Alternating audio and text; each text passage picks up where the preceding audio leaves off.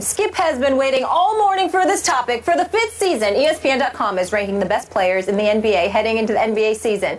And the 25th through 21st players were revealed on Wednesday. Let me read those to you. Number 25, DeAndre Jordan, followed by Al Horford. At 23 is Tim Duncan, then Chris Bosh. In 21 is Kevin Love. Kevin Love is ranked ahead of Tim Duncan. By 2 spots. Skip Bayless, go. Sick 'em. Stephen A. Smith, I'm going to put my seatbelt here on. Put my seatbelt on my seat here, and I'm going to remind our viewers that was it last week, maybe the week before, also. We debated the rankings by this, what I reminded you of, an esteemed panel of our ESPN colleagues, more than 100 of them, writers and editors and analysts, who ranked Kobe Bryant 93 and Dwayne Wade 46. And you were just all over this panel. And I said, be careful here, be careful. These are your colleagues, highly respected colleagues. And now I'm wondering today, who are these people and what are they trying to do to Tim Duncan? This is the biggest joke in the history of jokes, that Kevin Love would be ranked 2 slots ahead of the great Tim Duncan. I mean, we just talked about Tom Brady. Listen, Tim Duncan is in the echelon. He's somewhere in the discussion. I'm comparing apples to oranges, but with Tom Brady.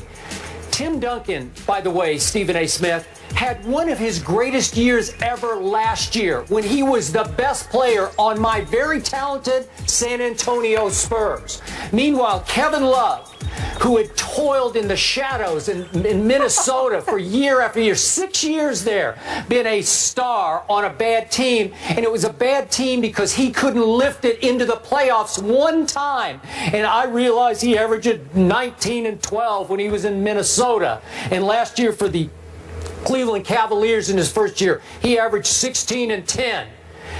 I'm here to remind you that 16 times last year, Kevin Love did not play in the fourth quarter by the choice of his coach. 16 times. His coach said, we don't need you in the fourth quarter. And I'm assuming between the lines he's saying because you can be a little bit of a liability because you're not the clutchest guy. And the reputation of Kevin Love in Minneapolis was he didn't always want to take and certainly make the big shots at the big moments. Not that they had that many, but any of the big late shots in regular season games was not Kevin Love's forte.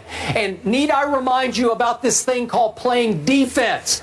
Kevin Love has never played any defense. They tried to get him to play a little bit last year, while Tim Duncan remained last year at age 38 the best rim protector in all of basketball. We could argue this all day and all night. I watch every game. Nobody guards the rim better than Tim Duncan. No jumping Tim Duncan. No dunking Tim Duncan.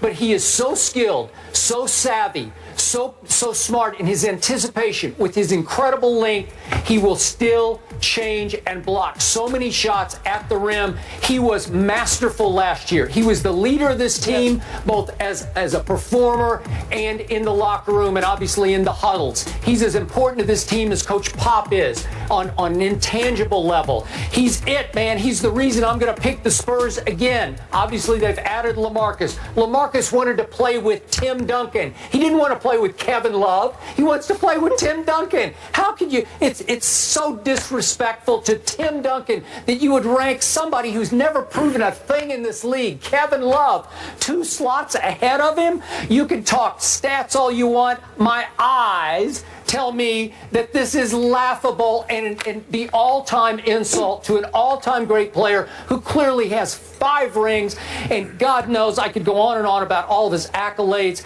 They don't matter anymore because I'm talking right here, right now.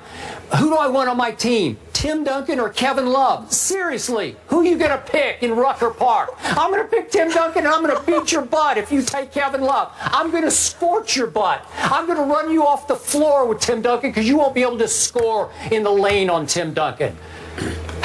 I have unleashed and I feel better. Thank you very much for letting me do that. I'm glad you got that off your chest.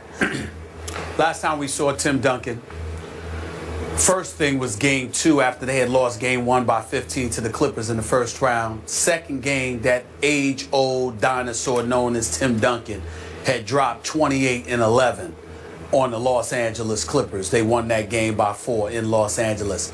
That game 7, back at the Staples Center. Thank you. Where Chris Paul drove into the lane and hit that bank shot to win that first-round series, which is one of the biggest wins in Clippers history. Tim Duncan walked off the court as San Antonio's best player, having scored 27 points, 11 rebounds. What was it, on 11 of 17 shooting from the field?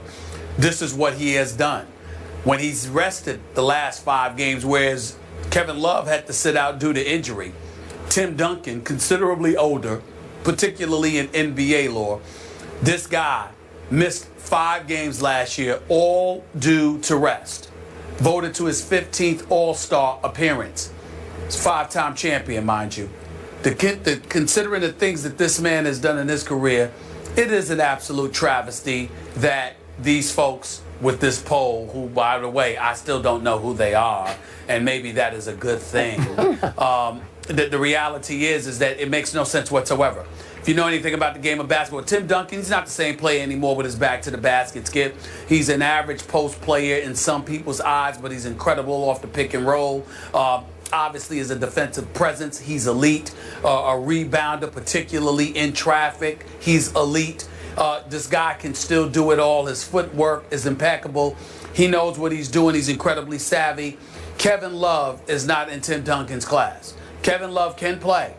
Kevin Love can ball.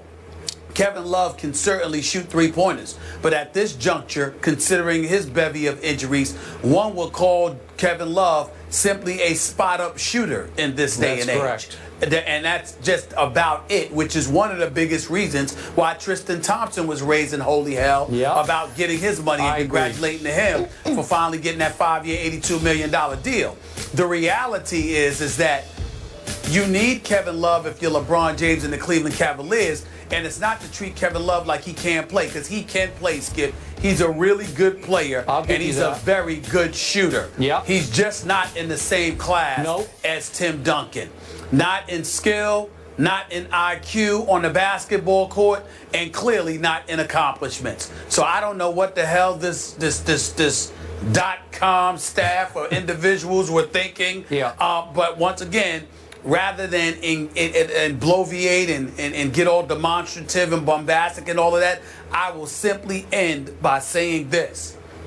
I have absolutely, positively no connection to the folks conducting this poll whatsoever.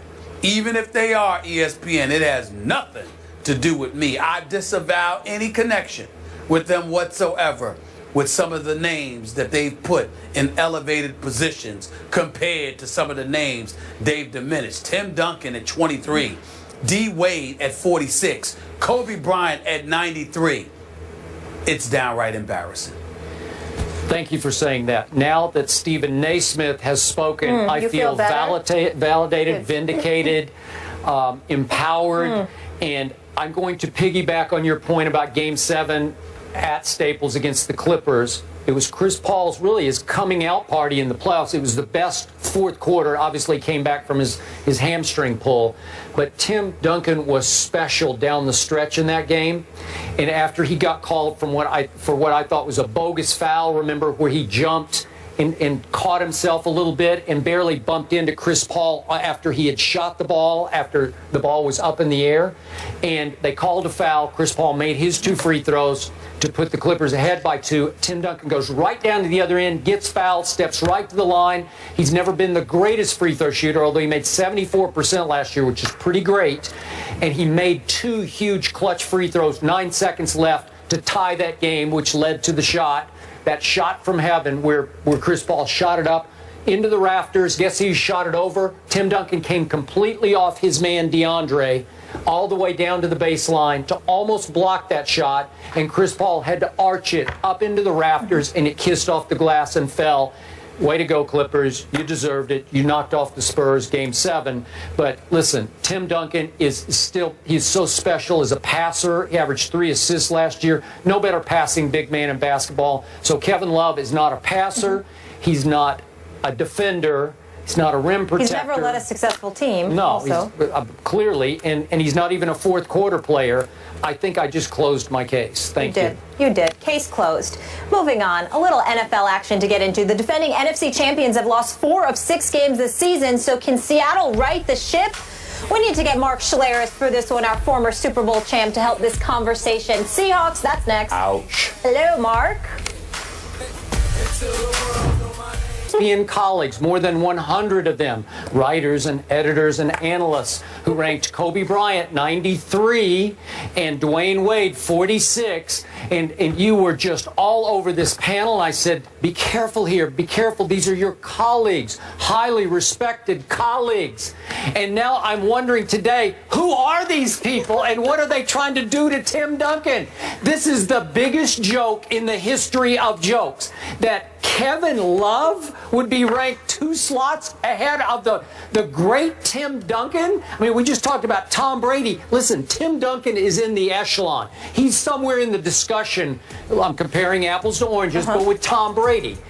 Tim Duncan, by the way, Stephen A. Smith, had one of his greatest years ever last year when he was the best player on my very talented San Antonio Spurs. Meanwhile, Kevin Love, who had toiled in the shadows in Minnesota for year after year, 6 years there, been a star on a bad team, and it was a bad team because he couldn't lift it into the playoffs. Skip has been waiting all morning for this topic. For the 5th season, ESPN.com is ranking the best players in the NBA heading into the NBA season. And the 25th through 21st players were revealed on Wednesday. Let me read those to you. Number 25, DeAndre Jordan, followed by Al Horford. At 23 is Tim Duncan, then Chris Bosh. In 21 is Kevin Love. Kevin Love is ranked ahead of Tim Duncan. By 2 spots. Skip Bayless, go. Sick 'em. Stephen A. Smith, I'm going to put my seatbelt here on. Is great right now. On my seat here, and I'm going to remind our viewers that was it last week, maybe the week before also. We debated the rankings by this, what I reminded you of, an esteemed panel of our